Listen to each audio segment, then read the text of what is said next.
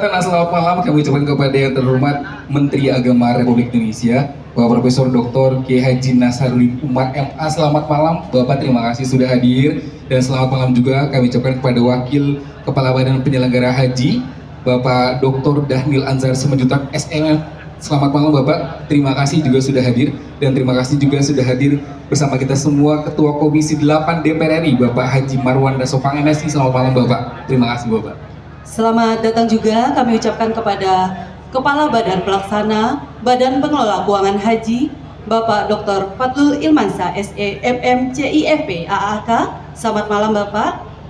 Dan juga terima kasih sudah hadir. Selamat malam kami ucapkan kepada Bapak Dirjen Penyelenggaraan Haji dan Umroh, Bapak Profesor Haji Hilman Latif MA PhD. Selamat malam Bapak. Terima kasih juga sudah memfasilitasi kita semua pada malam hari ini, pada Ketua Umum PP Persis Dr. Kiai Haji JJ Zainuddin. Selamat malam Bapak, terima kasih atas fasilitasnya. Terima kasih juga sudah memfasilitasi Rektor IAI Persis Bandung, Bapak Dr. Haji Nurmawan MAG. Selamat malam Bapak, terima kasih sudah hadir. Dan juga selamat malam kami ucapkan kepada para pejabat eselon 2 dan eselon 3 di lingkungan Kementerian Agama Republik Indonesia. Selamat malam Bapak-Bapak. Terima kasih juga sudah hadir kepada para kepala kantor wilayah Kementerian Agama Provinsi se-Indonesia, serta para undangan yang sudah berkesempatan hadir di Institut Agama Islam Persis Bandung pada malam hari ini. Dan untuk menyambut kedatangan para tamu undangan sekalian, marilah kita dengarkan bersama sambutan selamat datang yang akan disampaikan oleh Ketua Umum PP Persis yang juga sebagai Ketua MUI Pusat Bidang Seni Budaya dan Peradaban Islam dan anggota Ilmuwan Nusantara Perlis, kepada yang kami hormati Dr. Kiai Haji JJ Zainuddin. Dengan hormat kami persilakan.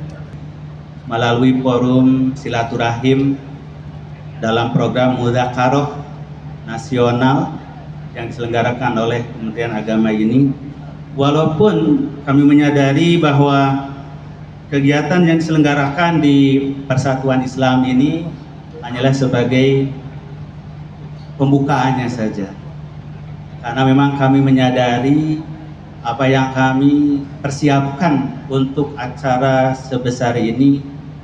Kami tentu inginnya menyambut semaksimal mungkin sebagai tuan rumah yang baik.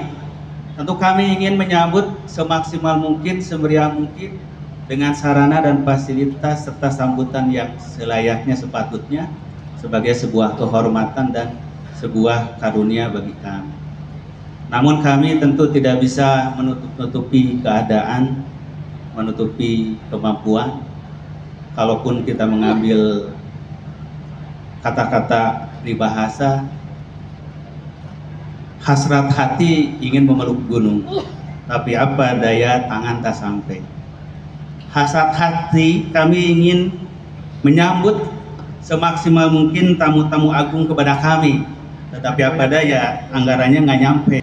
Di kesempatan yang baik ini, sebagai tuan rumah, kami juga izinkan untuk menyampaikan sedikit informasi bahwa kami di Pimpinan Pusat Persatuan Islam sejak tahun 1979 itu telah mempelopori yang mungkin sekarang menjadi cikal bakal adanya KBIH, kemudian jadi KBIHU, yang waktu itu mungkin belum ada regulasi yang mengatur, sehingga kami baru mendaftarkan resmi ini pada tahun 1995. Itulah keluar izin resmi dari Kementerian Agama sebagai KBIHU. Dan alhamdulillah Bapak Menteri beserta Pak Dirjen PHU, kami di Pimpinan Pusat Persatuan Islam ini sejak tahun 1997 itu antara 700 sampai 1000 jamaah setiap tahun. Dan itu memang kami baru bisa melayani Jawa Barat. Wabil khusus sekarang dengan adanya zonasi juga lebih terpetakan lagi, tidak bisa lebih banyak. Dan kami pun menyelenggarakan bimbingan umroh atau pelayanan travel umroh itu mulai tahun 2001. Alhamdulillah jamaah rata-rata antara 1000 sampai 2000 jamaah per tahun, dan semoga dengan kehadiran acara Mudzakarah Nasional ini menjadi spirit dan menjadi energi bagi kami untuk terus meningkatkan pelayanan kami di dalam pelayanan bimbingan haji maupun travel umroh. Kami atas nama tuan rumah menyambut kehadiran seluruh para peserta Mudzakarah, ahlan wa sahlan wa marhaban bikum. Semoga acara Mudzakarah perhajian tahun 2024 ini memberikan hasil, kesimpulan, dan rekomendasi yang produktif dan memberi maslahat bagi umat dan negara. Laporan pelaksanaan kegiatan yang akan disampaikan oleh Bapak Direktur Jenderal Penyelenggaraan Haji dan Umroh kepada yang kami hormati Bapak Profesor Haji Hilman Latif, MA PhD. Dengan hormat kami. Ini semata-mata karena memang alhamdulillah tahun ini mitra penyelenggaraan Mudzakarah dilaksanakan bersama pimpinan Pusat Persatuan Islam. Setelah sebelumnya Mudzakarah perhajian tahun 2023 dilaksanakan di kota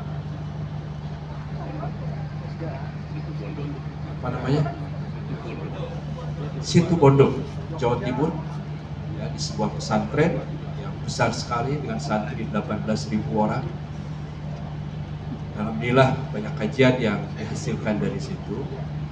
Kemudian untuk Mudzakarah yang kedua diselenggarakan di Pondok Pesantren Mu'alimin Muhammadiyah di Yogyakarta, dan yang ketiga alhamdulillah bisa diselenggarakan di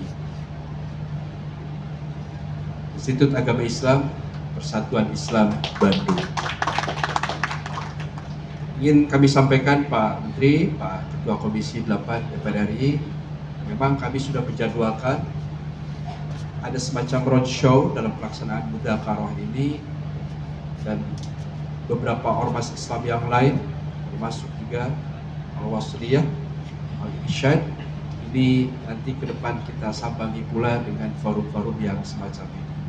Mudah-mudahan ini juga bisa memperkuat ukhuwah di antara kita semua dalam penyelenggaraan haji yang tentu saja membutuhkan dukungan banyak pihak. Bapak Menteri Agama, Bapak Ketua Komisi 8 DPR RI, dan saya lupa menyapa Ketua BPKH Chief Fadlul Imansyah, Pak Wakil Kepala Badan yang kami muliakan. Langkah-langkah Mudzakarah ini juga memperkuat dan menindaklanjuti dari hasil Muktamar Haji tahun 2022 di Jeddah, di mana Kerajaan Saudi Arabia sudah melakukan pembahasan cukup intensif terkait dengan perkembangan-perkembangan di dalam kajian fikih haji. Dalam muktamar tersebut salah satunya diungkap mengenai pentingnya delegasi haji merumuskan fikih haji yang berkemudahan. Hal ini dilatar belakangi dengan semakin beratnya tantangan yang dihadapi oleh penyelenggara haji. Jumlah jamaah yang akan semakin ditambah, sementara kita tahu bahwa situasi di Tanah Suci, khususnya pada masa puncak haji, tidak ada penambahan lokasi yang signifikan. Oleh karena itulah, dalam rangka mewujudkan dan mengimplementasikan amanah yang diatur di dalam Undang-Undang 8 tahun 2019, di mana Kementerian Agama sebagai penyelenggara memiliki kewajiban untuk dapat memberikan pembinaan, pelayanan, dan perlindungan kepada jamaah haji. Kami juga merasa perlu bahwa compliance terhadap regulasi di tanah air, compliance terhadap regulasi di Tanah Suci, dan compliance atau kepatuhan terhadap fikih harus betul-betul kami persiapkan. Hasil rapat kerja Direktorat Jenderal Penyelenggaraan Haji dan Umroh yang diselenggarakan pada bulan Agustus, kita mencanangkan penyelenggaraan haji yang aman dan nyaman, penyelenggaraan haji inklusif yang bisa melayani banyak pihak dengan kategori istitoah, tapi pada saat yang sama kita juga bisa menyediakan layanan yang aman dan nyaman. Tentu dengan fikih haji ini kita ingin mendorong bisa melakukan penjagaan jiwa, hifdzun nafs sebagaimana yang sering disampaikan oleh para alim, para ulama, para asatidz di dalam melakukan kajian-kajian fikih. Hifdzuddin, prinsip-prinsip keagamannya terjaga, tapi juga hifdzun nafs, menjaga jiwa agar pelaksanaan syariat atau fikih Islam tetap bisa diselenggarakan secara proporsional sesuai dengan konteks di mana kita menyelenggarakan. Berdasarkan data yang kami miliki, 90% jamaah Indonesia itu melakukan haji tamattu. Sebetulnya 98,9 seingat saya itu melakukan haji tamattu, dan karena itu salah satu yang menjadi fenomena umum di kita adalah keharusan bagi mayoritas jamaah Indonesia untuk melaksanakan hadyu, penyembelihan hewan yang disebut oleh kita sebagai bagian dari dam. Ini menjadi persoalan laten yang belum selesai dari tahun ke tahun, dan terakhir kami juga sudah mencoba untuk menjadikan dam ini dalam bentuk kaleng, dan alhamdulillah kalengnya sudah siap, dagingnya sudah siap, tetapi tetap belum bisa masuk ke tanah air. Yang kita impikan bisa memberikan bantuan kepada fakir miskin, anak-anak yatim maupun untuk program stunting. Karena ada banyak regulasi yang terkait dengan hal itu. Dan oleh karena itu, apakah mungkin, ini pertanyaan dari Menteri Hajinya langsung, Indonesia mengeluarkan fatwa itu? Karena Saudi saat ini sudah memikirkan tentang dampak lingkungan, dampak kesehatan, dampak penyakit terkait dengan jutaan hewan yang dipotong di Makkah pada saat penyelenggaraan haji. Selain isu itu, tentu saat ini kita juga tahu bahwa ada fatwa, atau sebetulnya bukan fatwa, hasil ijtima ulama yang tadi kita dengarkan bersama terkait dengan penggunaan nilai manfaat untuk jamaah haji Indonesia. Dengan berbagai pertimbangan di atas, kami di Direktorat Jenderal Penyelenggaraan Haji dan Umroh melaksanakan kegiatan Mudzakarah Perhajian Indonesia tahun 2024 untuk melakukan pembahasan tema-tema tersebut secara tuntas dengan menghadirkan para asatidz, para ulama, masyayikh yang bukan hanya karena keilmuan mereka, tapi juga karena keterlibatannya di dalam pengelolaan haji, sehingga nanti hasil kajian tidak semata-mata tentang pernyataan hukum, tetapi lebih kepada penyelenggaraan secara strategis bagaimana haji tahun depan dengan isu-isu tersebut bisa diselenggarakan dengan baik.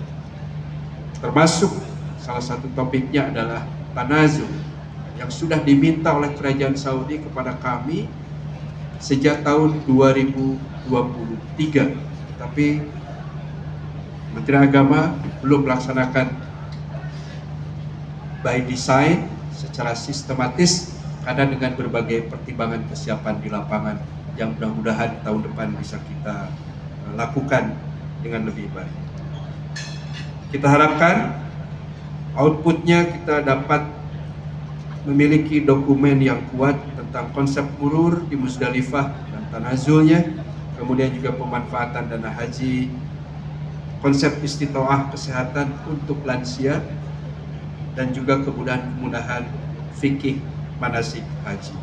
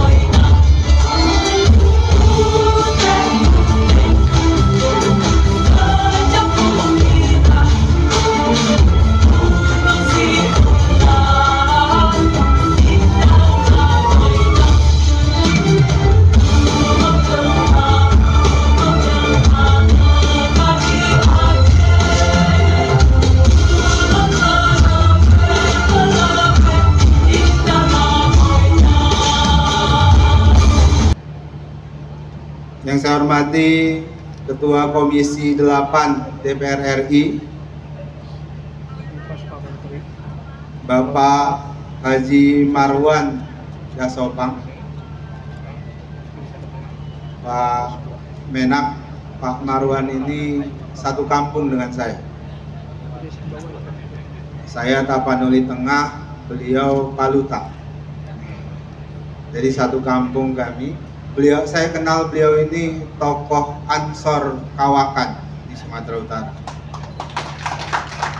Beliau ini Banser Sumatera Utara. Kalau beliau cerita ketika orang belum mau masuk Banser, beliau udah duluan bangun Banser di Sumatera Utara.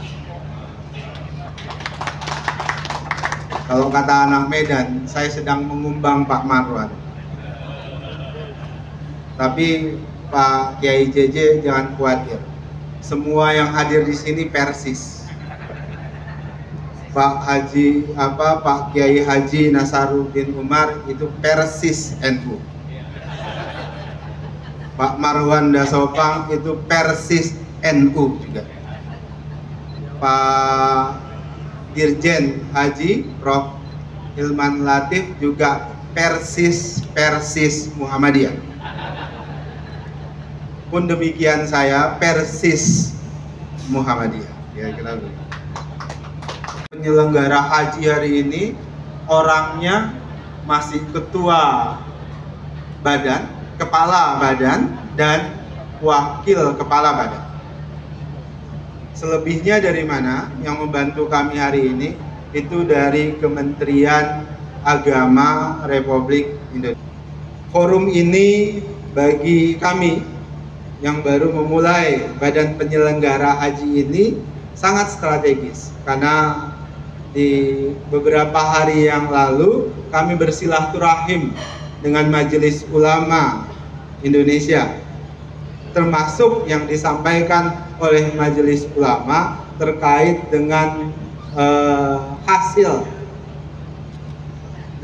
dalam tanda kutip fatwa yang beliau buat ini. Bagi kami tentu di Badan Penyelenggara Haji adalah kami ingin menghadirkan perhajian kita yang ekonomis, yang efisien, dan yang efektif. Tentu bingkai utamanya adalah aman dan nyaman. Aman dan nyaman, kemudian juga dibarengi kesesuaian dengan syariat Islam. Nah, menariknya muzakarah ini adalah semuanya ini adalah yang berkumpul para ahli fikih. Ini kan Pak Menteri Agama seperti ahli hukum oleh NU, dia pergi ke Muhammadiyah. Kalau dibilang haram oleh Muhammadiyah, dia pergi ke Persis. Dibilang MUI haram, dia bikin muzakarah ini supaya prinsip kami bagi badan penyelenggara haji ini ada sama halnya yang sudah sering disampaikan oleh Pak Menteri Agama. Haji 2025 itu harus sukses. Perhajian yang sukses itu bermakna bahwasannya aktivitas pelayanan pemerintah terhadap umat Islam itu juga sukses. Karena perhajian punya dimensi yang sangat luas. Ini terkait dimensi kebudayaan di satu sisi, dimensi politiknya pun ada, pun demikian dimensi-dimensi yang lain. Kalau tidak salah, tadi Pak Daniel menyebutkan begitu, Persis Muhammadiyah, luar biasa. Alhamdulillah, kata Pak Hilman sudah dilakukan di berbagai titik di Indonesia tentang muzakarah perhajian kita. Apa tantangan kita yang paling berat di dalam melaksanakan haji? Haji bagi umat Islam dimanapun, termasuk Indonesia ini adalah puncak pencapaian beragama. Semua bercita-cita, mau punya harta atau orang kaya atau siapapun, semua bercita-cita dan merindukan berkemampuan melaksanakan ibadah haji. Oleh karena itu, maka kita harus melayani semua itu. yang mampu supaya mereka berjalan dengan baik. Bagi yang tidak mampu, bagaimana caranya supaya mereka mampu melaksanakan ibadah haji? Maka karena itu tantangan kita yang kita muzakarahkan hari ini, kami tentu di Komisi 8 menyambut dengan baik dan menitip ada beberapa hal yang perlu kita bahas. Satu, haji di dalam sejarah ketika melaksanakan prosesi ibadah haji kembali ke tanah air, itu rasa cinta tanah airnya itu semakin menguat. Apa yang disebutkan dengan rasa cinta tanah air itu tidak bisa ditawar, maka ini menjadi tantangan bagi pihak penjajah, terutama Belanda. Nilai ini sepertinya kita sudah abai. Yang kita cari adalah prosesi ibadah haji nyaman, aman, kembali pulang menjadi mabrur. Dahulu tidak. Ketika dia pulang ke tanah air, maka rasa cintanya terhadap tanah air untuk merajut keindonesiaan menuju Indonesia merdeka itu adalah pilar utama kita ketika jamaah haji. Sematkan dia haji. Itu bagaimana caranya Pak Hilman? Apa yang harus kita berikan terhadap jamaah ketika mereka khusyuk? Mungkinkah kita tanamkan lagi rasa keindonesiaan, bukan hanya sekedar haji mabrur? Yang kedua, haji mabrur yang kita maksudkan adalah ketika jamaah kita kembali ke Indonesia, kesalehan sosialnya seperti apa? Ketika haji ada di satu tempat, maka kiri kanan depan belakang tidak boleh ada masyarakat yang kelaparan. Tidak boleh ada anak-anak yang tidak sekolah, karena kemampuan seorang haji yang sudah tertempa kekuatan ruh keagamaannya, maka kesalehan sosial menjadi ukuran.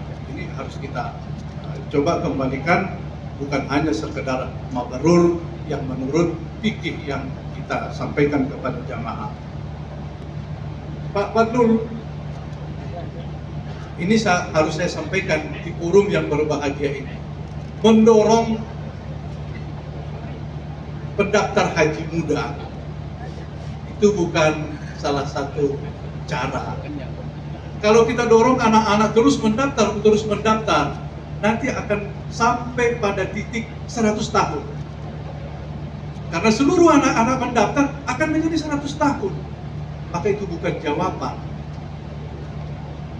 Jawabannya adalah bagaimana caranya Pak Fadlul meningkatkan nilai tambah. Kalau menambah uang daftar, itu namanya menambah modal, maka tidak ada upaya. Yang kita cari adalah uangnya, kelolaannya tetap seperti itu, tetapi kita mendapatkan nilai yang luar biasa. Bagaimana caranya? Nah, kalau pernyataan dari dua tanda kutip yang disebutkan Bang Daniel Anjar tadi itu haram, maka kita jawab di sini bahwa Pak Fadlul bisa menyediakan itu dengan baik. Kalau uangnya banjir, ya subsidi semua, cukup mendaftar 25 juta, selebihnya Pak Fadlul yang akan membiayai semua. Kalau uangnya banyak, persoalannya uangnya tidak ada, sulit kita merumuskannya seperti apa di Komisi 8 karena uangnya terbatas. Karena itu saya yakin skemanya bagaimana kita buat di muzakarah ini. Kalau kita berkemampuan, sekarang kelolaannya Pak Fadlul ini sekitar 135 triliun atau katakan mendekati 150 triliun. Kemarin hasilnya baru sekitar 10 triliun, 11 triliun. Kita pakai 8,2 triliun. Dikasih lagi ke jamaah sekitar 4 triliun. Habis. Bahkan tekor. Kalau bisa dilipat gandakan dengan baik, mendapatkan sampai 12%, itu akan menghasilkan sekitar 15 triliun. Bagaimana caranya supaya bisa 12%? Nanti kita bertanya sama Pak Daniel. Kalau hotelnya semua hotelnya BPKH di Mekah, pesawatnya Pak Padul semuanya, cateringnya semuanya Pak Padul punya, ya banjir dong duitnya. Maka ketika itu bisa kita lakukan, percayalah persoalan apa yang dihadapkan kepada jamaah kita. Ketika kita putuskan di Komisi 8 harus menambah 50 juta, bagi jamaah itu berat sekali. Jangankan 50 juta, 1 juta saja bertambah, dia akan batal berangkat haji. Bagi Pak Hilman itu menjadi sulit ketika ditawarkan, Anda akan berangkat, sebulan berangkat tahun ini, tapi dia tidak berkemampuan. Cari lagi ke atas. Kita berharap di tahun-tahun yang akan datang, tidak ada lagi orang yang mengatakan bahwa saya tidak berangkat haji karena tidak mampu melunasinya. Semuanya dijawab oleh Pak Padul. Pak Padul ini bisa jawab, semuanya berangkat karena bisa dibantu. Nilai manfaatnya sudah berlipat-lipat. Ini yang perlu kita cari.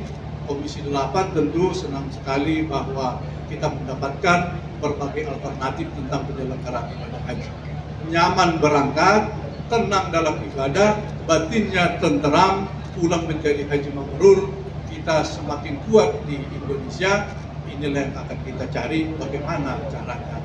Maka terobosan Presiden, tantangan yang diberikan Presiden 2025 atau 1446 Hijriah ini bisa kita jawab dengan baik. Yang sama-sama kita muliakan pimpinan Pondok Pesantren Persis atau sekaligus Ketua PP Persis, Al-Mukarram, sahabat saya, sahabat lama, Dr. Kiai Haji Joja Zainuddin, hadir juga sesepuh kita, teman sekamar saya di asrama, Profesor Dr.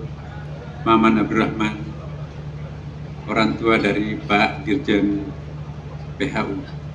Bapak Ibu sekalian, isu yang kita akan bahas pada malam ini langsung saja ya. Pertama adalah isu hasil ijma Majelis Ulama di Bangka Belitung yang menetapkan manfaat yang kita peroleh setiap tahunnya dari BPKH haram. Kedengarannya mudah, tetapi nanti itu akan menimbulkan isu, bahkan mungkin bisa menjadi isu yang hangat dalam masyarakat kita. Tetapi saya yakin pada malam ini kita melakukan pertemuan dalam rangka memecahkan persoalan. Saya ingat kaidah mengatakan bahwa at-tasarrufu 'ala ar-ra'iyyah manutun bil maslalah. Melakukan tindakan untuk rakyat harus didasari untuk kemaslahatan. Jadi pertemuan, perjumpaan, musyawarah untuk rakyat, untuk umat harus didasari untuk kemaslahatan. Jangan justru sebaliknya ya.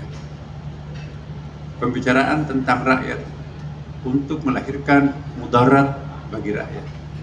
Kaidah mengingatkan kita ya bahwa at-tasarruful 'ala ar-ra'iyyah ya manutun bil maslalah. Hasil pertemuan itu harus menghasilkan sesuatu yang meringankan beban masyarakat, bukan sebaliknya. Kita berharap malam ini kita akan bicarakan banyak hal. Misalnya masalah murur. Apa yang dimaksud murur, Bapak Ibu sekalian? Kita melewati Musdalifah di malam hari, tidak turun, formalitas pura-pura tidur di karpet, di tanah Musdalifah, tapi tetap kita tinggal di mobil ya. Apakah tinggal sambil lewat karena memang pasti macet, atau mobilnya berhenti di tempat pemberhentian dan di situ kita anggaplah itu sudah al-mabitis itu. Nah, apakah boleh seperti itu? Di negara-negara lain membolehkan umatnya seperti itu, tapi bagaimana dengan Indonesia? Kami membutuhkan legitimasi para alim ulama. Kemudian juga tanazul, begitu padatnya Mina. Satu sisi di situ ada masalah Bapak Ibu. Ada Mina Jadid. Salah seorang duta besar Saudi Arabia pernah berdiskusi dengan saya ketika pada waktu itu saya masih di Kementerian Agama sebagai wamen. Menurut pendapatnya Ahlussunnah wal Jamaah, Mina Jadid itu sudah bukan Mina. Logikanya kalau kita menempatkan jamaah di situ, berarti apa bedanya kalau kita menempatkan jamaah di luar Padang Arab? Berarti fihi muskilat di situ. Ada muskilat, ada masalah di situ. Nah sekarang persoalannya, kalau kita akan tidak menggunakan Mina Jadid yang memang Indonesia langganan di situ beberapa waktu yang lalu, akhirnya kita mepet-mepetkan semua masuk ke dalam Mina, maka Mina itu seperti digambarkan tadi oleh Pak Ketua Komisi 8, kita tidak berkembang wilayahnya. Itu juga ada masyarakat, ada masalah di situ, ada mudarat di situ. Nah inilah yang kami akan mohonkan pertimbangan para alim ulama kita di tempat ini. Dan yang sangat mendesak saya kira adalah hasil ijtima Majelis Ulama di Bangka Belitung. Kalau itu ditetapkan manfaat dari PPH itu adalah haram, maka artinya apa? Kita ambil standar tahun lalu Bapak Ibu sekalian, ongkos jemaah haji itu untuk naik ke tanah suci itu seharusnya 94 juta. Ya, tetapi yang dibayar jemaah haji kita hanya 56 juta. Kenapa? Karena disubsidi oleh manfaat dari BPKH tadi sebanyak 30 juta rupiah. Jadi subsidi manfaat dari BPH itu 37 juta per jemaah. Maka itu sekali lagi saya ucapkan terima kasih, dan sekaligus tadi saya menyebutkan sahabat saya Pak Adinda Dr. Fadlan Imam yang merupakan ketua BPKH ya. Nah beliau itu mutar otak bagaimana supaya satu sisi bagaimana memanfaatkan dana umat ini tidak pada objek yang mengandung gharar.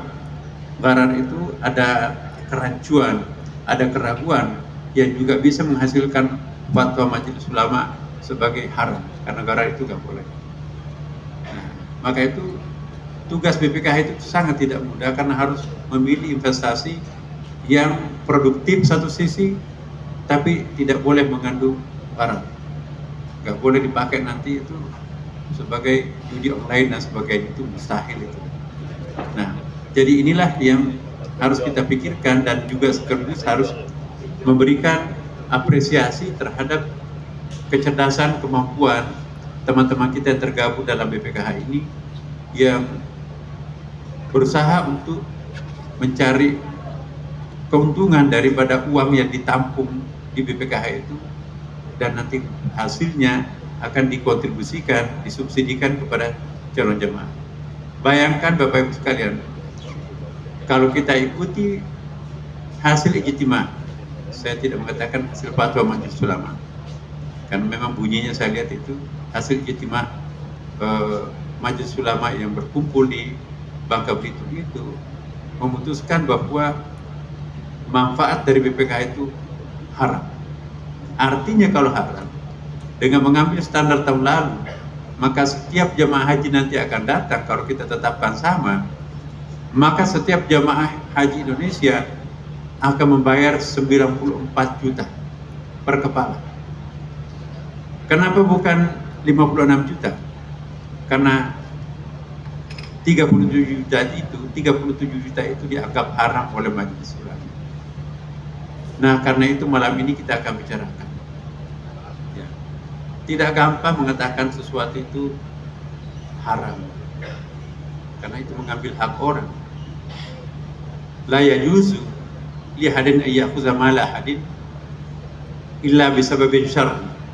Tidak boleh kita mengambil hak seseorang, tidak boleh kita mengambil hartanya seseorang itu. Tetapi ada istitnanya di situ.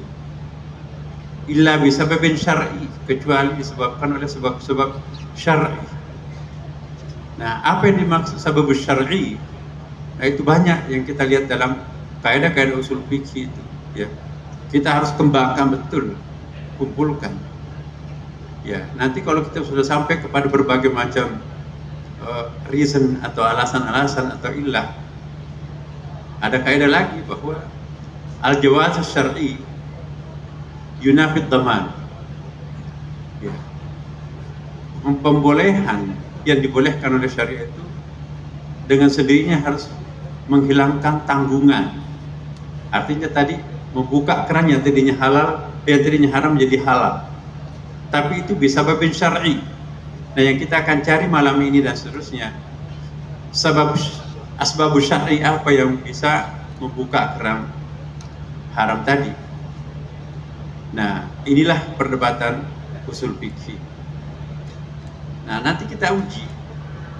Kalau dua-duanya punya kekuatan, berlaku kaidah. Idza ta'aradat maqsadatani zuyihatumuhuma dararan birtikabi ahadihima. Apabila keduanya memiliki pertimbangan hukum yang sama, ya, maka kita akan memilih akhafud darara yang paling ringan akibatnya di dalam masyarakat itu sendiri. Jadi banyak, kalau memang itu betul-betul menjadi satu hajat yang luar biasa, maka berlaku juga satu kaidah lagi, al hajatu tanzil manzilatat darurat, iya kan? Dalam keadaan ada hajat yang sangat-sangat genting, ya, maka itu bisa makan dengan darurat. Ad-daruratu tubihul mahdurat. Sementara yang darurat itu harus dihilangkan. Ad-dararu yuzal. Jadi penguasaan usul fikih kita pada malam ini dan seterusnya, ini kita harus perang at-tasarrufu ala ra'iyah. Kalau kita membicarakan sesuatu kebijakan untuk rakyat itu, dasarnya harus apa? Manutum bil masalah. Harus berangkatnya untuk kemaslahatan. Jangan kita berkumpul untuk melahirkan suatu kemudaratan, kesulitan bagi masyarakat. Justru kita berkumpul untuk melahirkan kemudahan. Ad-dinu yusr. Agama kita sebetulnya sangat mudah. Jangan diberat-beratkan. Jadi kembali lagi ya Bapak Ibu sekalian. Mari kita melihat secara komprehensif. Mari kita melihat integratif. Jangan melihat secara parsial dalam menetapkan suatu hukum. Masyarakat kita ini adalah masyarakat yang sangat plural. Al-hukmu yadur ma'al illah. Ya. Kemudian juga hukum Islam itu tidak berlaku di dalam ruang kosong. Malaysia sebagai contoh, sekian lama tabung hajinya melakukan hal yang sama seperti yang kita lakukan di Indonesia, tapi di sana majelis ulamanya tidak mengharamkan. Dan kita juga berlaku beberapa tahun yang lalu juga tidak haram, tapi kemarin tiba-tiba haram.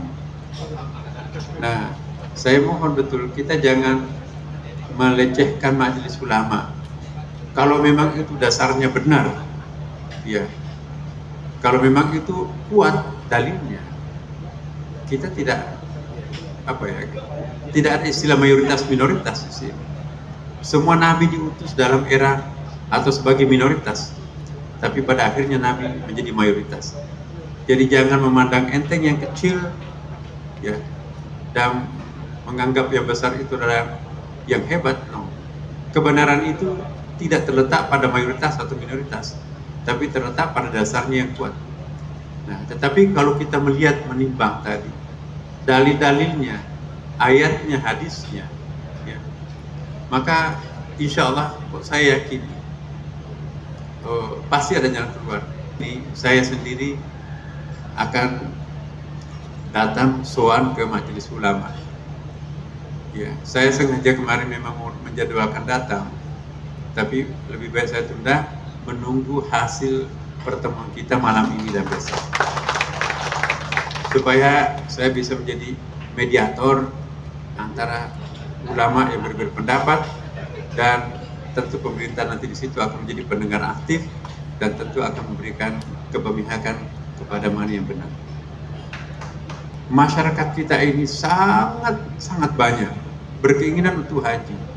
1/5 penduduk umat Islam dunia itu ada di Indonesia. Ya.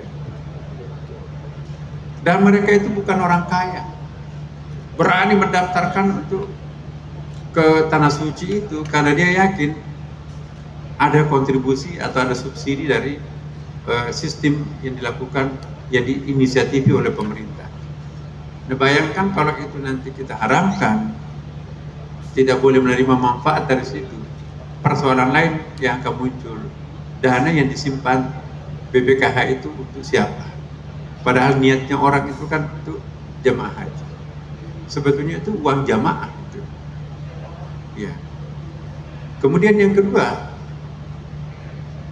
kalau sudah sampai saatnya untuk melakukan pelunasan, tiba-tiba angka yang kita sebutkan tadi itu menjadi 94 juta, padahal mereka dari awal membayangkan hanya sekitar 56 juta, maka itu pasti akan stres, pasti akan shock, apalagi yang mau dijual. Akhirnya akan menabrak batas-batas istita'ah. Ya, seharusnya tidak boleh haji, tidak bisa kita mengatakan kamu nggak pantas masuk, tidak boleh haji, kenapa memaksakan diri? Ya, jangan mengukur orang lain berdasarkan ukuran kita sendiri. Ukurlah mereka berdasarkan perspektifnya mereka. Ya, memang hidupnya, ya bagi mereka ya teman-teman kita dari Jawa Barat ini, jamaah haji paling besarnya kan Jawa Barat. Ya hidupnya untuk agama, beda dengan orang lain, hidupnya untuk materi, ya kan. Nah, jadi saya mohon perhitungkan dan pertimbangkan semuanya ini. Apa dampaknya, apa maslahatnya, apa akibatnya. Ya. Kalau kita tidak secara komprehensif mempertimbangkan banyak hal, lantas kita tiba-tiba mengharamkan sesuatu, atau sebaliknya menghalalkan sesuatu. Jadi kesempatan ini saya betul-betul mengajak kepada para alim ulama, mari dengan kekuatan pikiran, penalaran kita terhadap ayat dan hadis, kaidah-kaidah, qaul ulama, dan pengalaman negara-negara yang lain, itu kita dijadikan semacam ramuan untuk mengambil sebuah kesimpulan. Ya, kalau memang itu pantas untuk kita haramkan, kita carikan solusi yang lain. Tetapi kalau memang itu ada pertimbangan-pertimbangan yang kurang komprehensif, dan sementara teman-teman nanti di sini merumuskan ada pertimbangan yang lebih komprehensif, maka Imam Syafi'i pun juga pernah mendeklarasikan apa yang disebut dengan qaulul qadim wal qaulul jadid. Mungkin qaul qadimnya adalah haram dan qaul jadidnya bisa berubah menjadi halal. Jangan karena gengsi kita tidak ingin merubah pendirian. Pokoknya lillahi ta'ala semuanya di sini kita ingin berangkat dengan niat yang baik, insya Allah. Ingat tadi kaidah bahwa kalau kita bicara untuk rakyat, berarti kita harus bicara dengan dasar untuk kemaslahatan rakyat itu. At-tasarrufu 'ala rakyat menutum bil maslahah. Dengan membaca Bismillahirrahmanirrahim, musakarah haji kami nyatakan dibuka. Demikian Bapak Ibu sekalian, wassalamualaikum warahmatullahi wabarakatuh.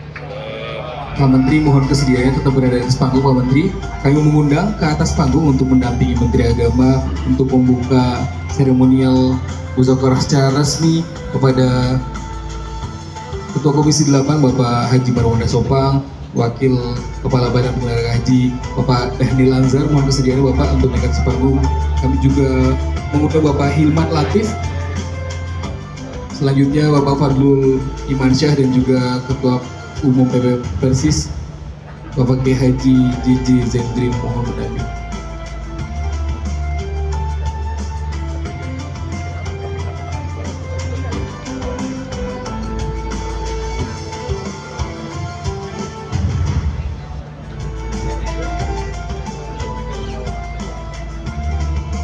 Pak Menteri mohon dengan simbolis memukul drum pertanda dibukanya Muzakarah Perhajian Indonesia tahun 2024. Kita akan hitung mundur bersama Bapak Ibu hadirin sekalian. 3, 2, 1.